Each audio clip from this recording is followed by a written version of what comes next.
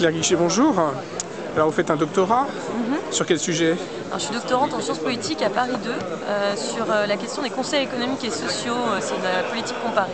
Et donc vous êtes au Conseil économique et social, ça tombe bien. Français, voilà, je compare le Conseil économique et social français avec le Conseil économique et social des Pays-Bas et un autre en Europe de l'Est qui reste encore à définir pour essayer de déterminer comment le pluralisme de relations au groupe d'intérêt européen influe sur nos systèmes de choix des acteurs de la société civile.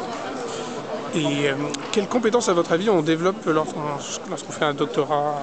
Je pense qu'on développe énormément de compétences et surtout qu'on met en œuvre énormément de compétences auxquelles on avait commencé à s'initier. On apprend à formuler des idées, on apprend à synthétiser des idées, on apprend à trouver les pistes qui semblent intéressantes pour ensuite amener à des processus soit déductifs, soit autres. Enfin, c'est vraiment quelque chose de très complet. Je pense que ça apprend à être cohérent dans la pensée, vraiment de manière générale.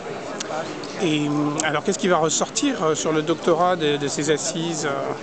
Écoutez, pour l'instant, je pense que c'est un sujet difficile dans le sens où il n'y a pas eu le fait que les questions de doctorat aient été posées de manière transversale un peu partout, font qu'il va falloir les prendre en compte dans la question des précaires principalement, où là effectivement il faudra rapidement qu'il y ait des propositions sur les questions de titularisation et d'amélioration des conditions de vie.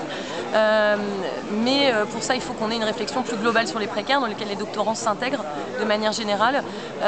J'espère pour ma part qu'il y aura aussi des propositions sur la question de l'encadrement des doctorants et notamment de l'amélioration de l'encadrement par leur directeur de thèse. Et la question de l'insertion, il en a parlé le président de Paris 7. Effectivement, il y a aussi cette proposition qui était déjà là au début et qui se maintient à la fin puisque pour l'instant elle a l'air de faire consensus. C'est l'idée effectivement d'inscrire le doctorat dans un certain nombre de conventions collectives pour les faire reconnaître par les employeurs, mais aussi à terme de fixer des objectifs de placement de docteurs dans la haute fonction publique, de manière à éviter le syndrome qu'on a aujourd'hui en France de surreprésentation des grandes écoles. Et vous pensez que c'est possible, ça, de négocier avec les entreprises aujourd'hui? Je pense que sur le monde des entreprises, en fait, il y a plusieurs choses qui peuvent contribuer et que c'est pas seulement que l'action se porte pas forcément sur le doctorat. Qu'avec les entreprises, c'est aussi quand on a des formations plus claires sur les masters recherche, des coopérations plus importantes sur les premiers cycles, des rapports plus importants entre les labos de recherche des universités, les labos de R&D des entreprises, etc.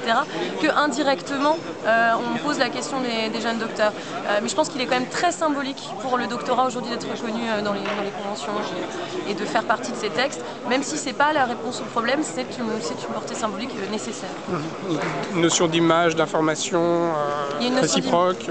Il y a une notion d'image, il y a une notion d'information, puis il y a aussi une notion, quelque part, de respect aussi du diplôme, c'est-à-dire qu'on voit bien qu'il y a d'autres diplômes qui y sont, des diplômes d'ingénieur, des diplômes de bac de grade définis, et que le diplôme du doctorat, c'est tout simplement le plus haut diplôme de l'enseignement supérieur, et qu'il n'y a pas de raison qu'il n'y soit pas, ne serait-ce que parce que le fait qu'il n'y soit pas donnerait l'impression que ce n'est pas un diplôme professionnalisant selon le fameux terme utilisé depuis quelques années. Et je pense qu'il faut aussi mettre fin à ces discours sur les diplômes qui seraient professionnalisants et ceux qui ne le sont pas. Et la reconnaissance du doctorat est un des éléments de cette démarche. Merci.